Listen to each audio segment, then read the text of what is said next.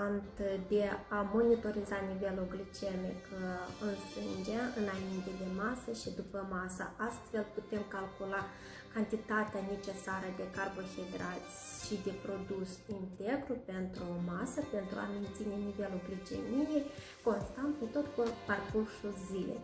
În cazul produselor de pe raft, unde ne indică eticheta că este fără zahăr sau pentru diabetici, nu este destul doar această inscripție, este necesar să fim cât mai selectivi și să analizăm detaliat eticheta, ingredientele, pentru că de cele mai deseori, în cazul absenței zahărului nemărginit în componență, putem determina alți substituienți sau înlocuitori ai zahărului sau o cantitate de carbohidrați sau lipide în cantitate mai mare, ceea ce ne induce iarăși o creștere a glucozei în sânge. În cazul în care ne refuzăm de consumul de zahăr, sunt acei îndulcitori sau substituenți ai zahărului și aici ne vine în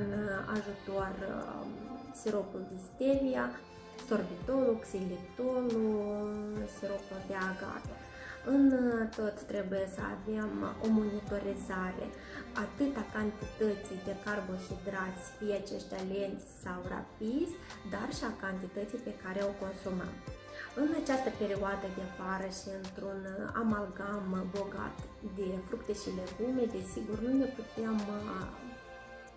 refuza totalmente de acele bogății ale naturii. De cele mai deseori, pacienții cu diabet zaharat își pun întrebarea dacă pot consuma fie struguri, pepene verde galben, acele caise, porumbul și afinele. Iată, vom discuta despre unele dintre acestea.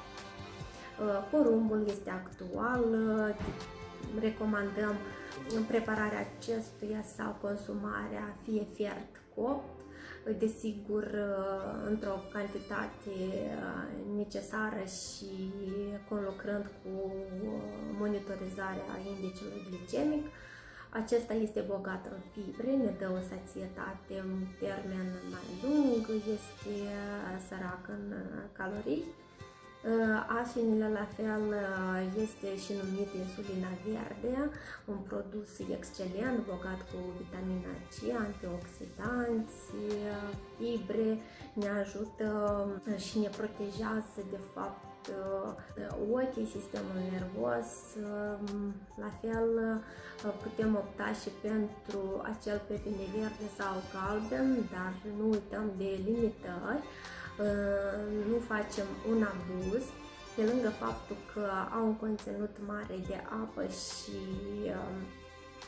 ne-am fi gândit că nu ne dereglează cumva sistemul nostru metabolic sau influențează direct indicele glicemic, dar au un conținut de fructoză și glucoză care destul de repede se metabolizează în organism și ridică indicele glicemic în organismul nostru. Putem vorbi sau și despre banane incluse în alimentația noastră, precum de cele mai deseori aud mituri că banana este strict contraindicată în dieta pacienților cu diabet zaharat.